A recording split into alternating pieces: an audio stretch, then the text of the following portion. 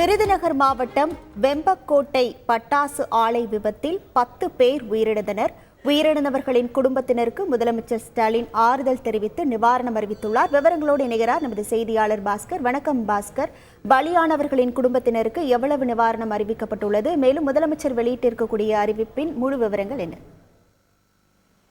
விருதுநகர் மாவட்டம் வெம்பக்கோட்டை வட்டம் அங்க இருக்கக்கூடிய கிராமத்துல ஒரு தனியாருக்கு சொந்தமான பட்டாசு ஆலையில இன்று எதிர்பாராத விதமாக வெடி விபத்து ஏற்பட்டது.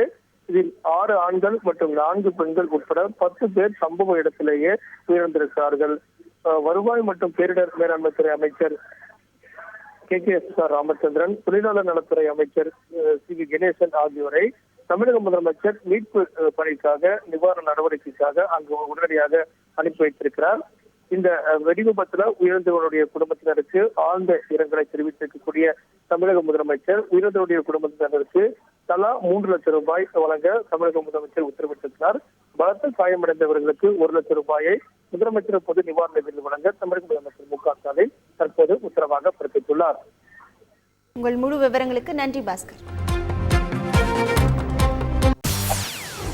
செய்திகளை உடனுக்குடன் தெரிந்து கொள்ள உடனே சப்ஸ்கிரைப் பண்ணுங்க.